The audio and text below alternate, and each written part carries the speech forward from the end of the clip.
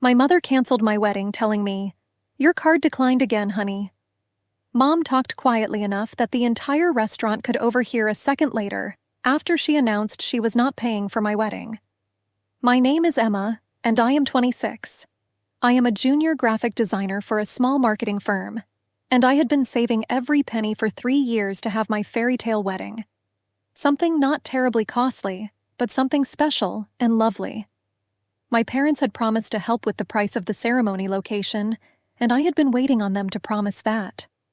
I wasn't inquiring about a mansion wedding or designer bridal gown, but I sensed family was something they would not expect. You have to understand, I'm always the adult in my family. While my little sister Chloe has everything handed to her on a silver platter, I'm expected to do it all for myself. Straight A's. Emma's just smart like that. She found a job right out of college.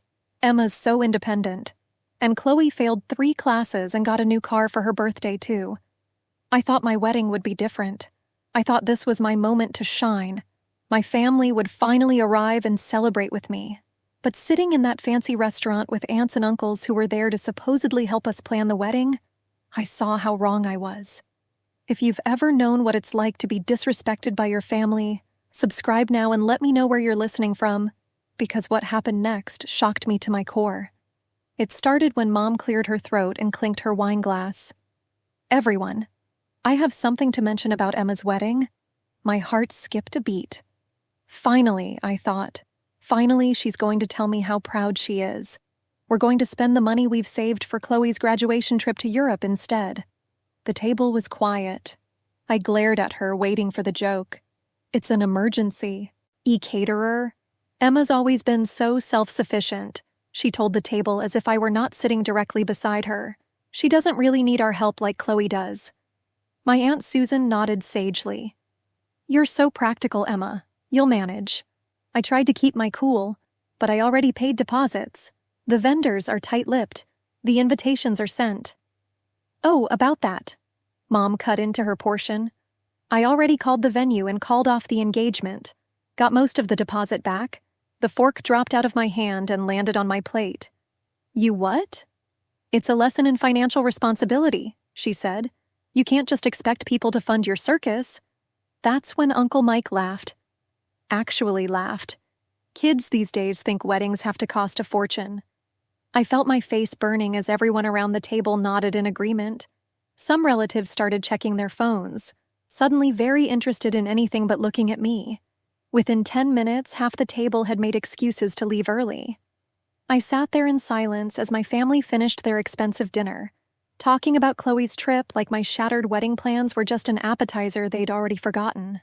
The humiliation was just beginning. 2 weeks later, I found out through Instagram that my parents were throwing Chloe an engagement party. She wasn't even engaged. It was for her pre-engagement glow, because she'd been dating some guy for 4 months. I wasn't invited to help plan it. I wasn't even invited.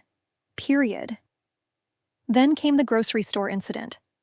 I was buying ramen and discount bread, my new wedding budget diet, when I heard Mom's voice behind me. Oh, Emma's wedding was getting too extravagant anyway. She was telling Mrs. Rodriguez from our old neighborhood. We had to step in and be the adults. Mrs. Rodriguez glanced at me with pity. Such a shame when young people don't live within their means. I wanted to disappear into the frozen food aisle. But the final straw came when Dad called me that Sunday. Emma, honey, we need a favor. Can you design Chloe's graduation party invitations? You know, since you're so good at that stuff, you want me to work for free? It's family, he said. Besides, consider it practice for when you start your own little business. My own little business. Like my job wasn't real. Like my skills didn't matter unless they were serving Chloe. That night I sat at my kitchen table with my fiancé, Jake, surrounded by vendor contracts and payment plans. My laptop screen showed our shrinking savings account. Maybe we should just elope, Jake said softly. No. The word came out harder than I meant it. I'm not running away. Not anymore. What are you thinking? I looked at him, and for the first time in weeks, I smiled. I'm thinking they don't know me as well as they think they do. What they didn't know was that I'd been freelancing design work on weekends for the past 2 years. Logo designs, wedding invitations, business cards, all the little projects that added up. While they saw me as the struggling junior designer who needed their help, I'd been quietly building an emergency fund. What they also didn't know was that I'd been screenshotting every conversation, saving every broken promise, documenting every time they chose Chloe over me. But the thing they really didn't know about was the phone calls I'd been making. While they thought I was crying into my pillow, I was actually planning something they never saw coming. Jake's Aunt Patricia had been quietly watching our family drama unfold. She'd built her own event planning business from nothing after her own family betrayed her 20 years ago. When she heard what happened, she made me an offer I couldn't refuse. "Let me help you throw a wedding that'll make them eat their words," she said over coffee. "But here's the catch. We do everything without them. No invitations, no progress reports, nothing." While my parents snapped photos of Chloe's European shopping binge with proud parents hashtags, Patricia and I were sneaking off for secret meetings with vendors. We shopped around at other venues, rebudgeted, and cobbled together something nice very slowly. I listened in on Mom on the phone with Dad one evening when I went over to grab some old family photo albums. "Emma will simply have to learn," she was saying. "Maybe this will teach her not to dream so large." "Ought we get Chloe something for her pre-trip party?" Dad asked.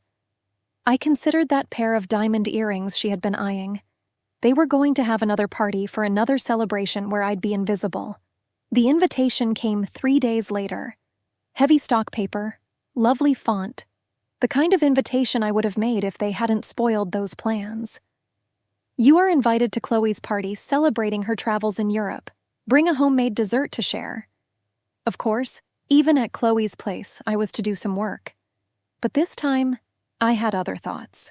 I showed up at Chloe's pre-wedding shindig with a stunning cake and an even more stunning revelation. The family was all gathered in my parents' dining room, oohing and aahing over Chloe's travel arrangements and her new Louis Vuitton luggage purchased using my wedding funds. Emma made the most wonderful cake. Mom announced as if she were doing me a great personal service to even glance in my direction. "Thanks," I told her, setting it down on the table. "I have some news of my own, too." "Oh, did you actually plan a new date?" Aunt Susan asked. "Something more practical this time?" "Yes," I replied, pulling out my phone. "Jake and I exchanged vows last weekend." The room was quiet. "What?" Mom's voice cracked. "Beautiful ceremony at the botanical gardens. Intimate, small, perfect." I scrolled through the photos Patricia had taken. Here's us cutting the cake. Here's the first dance. Oh, and here's where you said I couldn't afford to go. Dad took my phone, staring at the pictures. "How did you with what money?" "You taught me to be independent," I told him, getting my phone back. "So, I learned to count on myself more than on promises." "But we're your family," Mom whispered.